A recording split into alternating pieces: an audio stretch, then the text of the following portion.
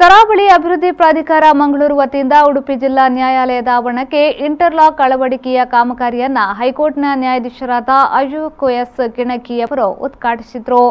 ಕರಾವಳಿ ಅಭಿವೃದ್ಧಿ ಪ್ರಾಧಿಕಾರ ಮಂಗಳೂರು ವತಿಯಿಂದ ಉಡುಪಿ ಜಿಲ್ಲಾ ನ್ಯಾಯಾಲಯದ ಆವರಣಕ್ಕೆ ಅಳವಡಿಸಲಾದ ಇಂಟರ್ಲಾಕ್ ಕಾಮಗಾರಿಯನ್ನು ಕರ್ನಾಟಕ ಹೈಕೋರ್ಟ್ನ ನ್ಯಾಯಾಧೀಶರಾದ ಅಶೋಕ್ ಎಸ್ ಗಿಣಿ ಅವರು ಉದ್ಘಾಟಿಸಿದರು.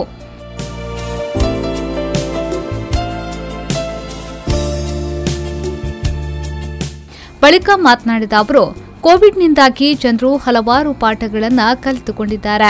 ಇಡೀ ಜಗತ್ತಿನಲ್ಲಿಯೇ ಬದಲಾವಣೆ ಕಾಣುತ್ತಿದೆ. ಸಾಮಾಜಿಕ ಅಂತರ ಕಾಯ್ದುಕೊಳ್ಳುವುದು, ಸ್ವಚ್ಛತೆ ಕಾಪಾಡುವುದು, ಮಾಸ್ಕ್ ಧರಿಸುವುದು ಹೀಗೆ ಜೀವನದ ಶಿಸ್ತನ್ನು ಅಳವಡಿಸಿಕೊಳ್ಳುವುದು ಉತ್ತಮ.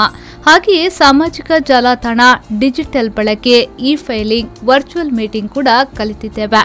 ಮಾತ್ರವಲ್ಲದೆ ತಂತ್ರಜ್ಞಾನ ಕೂಡ ಮುಂದುವರೆದಿರುವುದರಿಂದ ನಾವು ಕೂಡ ತಂತ್ರಜ್ಞಾನ ಕಲಿಯಬೇಕಾಗಿದೆ ಎಂದು ಹೇಳಿದರು. COVID-19 is changing our world. It has taught a lesson like maintaining social distance, wearing of mask and washing hands frequently.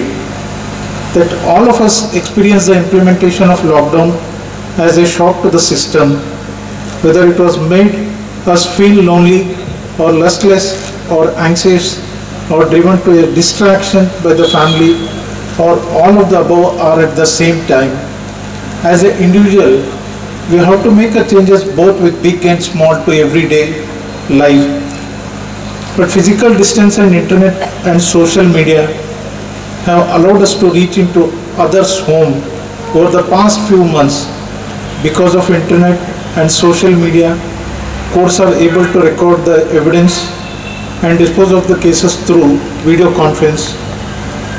In the pandemic, there was a total lockdown of the courts.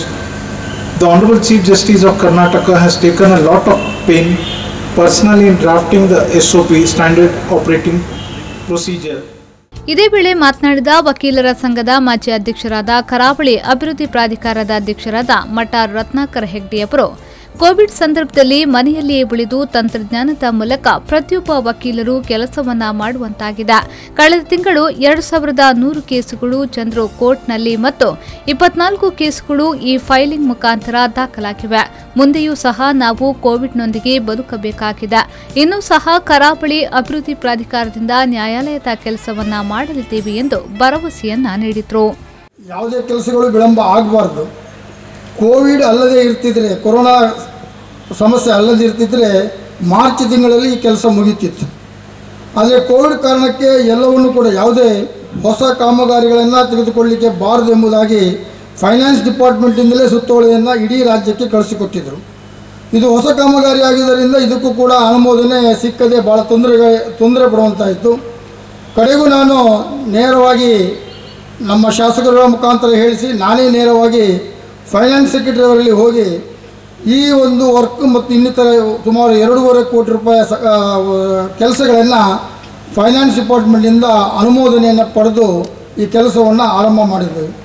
ಇವತ್ತು ನಮ್ಮ ವಕೀಲರು ಇದರಲ್ಲಿ ಭಾಳ ಸರಿಯಾದ ರೀತಿಯಲ್ಲಿ ವಾಹನಗಳನ್ನು parking ಮಾಡಬಹುದು. ಅವರ ಕೋರ್ಟಿಗೆ ಹೋಗೋ ಮುಂಚೆ ಅವರ ವಸ್ತ್ರಗಳಿಗೆ ಏನಾದರೂ ಕೆಸರು ಇತ್ಯಾದಿ ಆಗುವುದನ್ನು ಇವತ್ತು ನಿವಾರಣೆ ಆಗಿದೆ. ಭಾಳ ವಿಶಾಲವಾದ ಜಾಗ ಇದೆ. ದೊಡ್ಡ ಸಮಾರಂಭವನ್ನು ಕೂಡ ಇದರಲ್ಲಿ ಮಾಡಬಹುದು.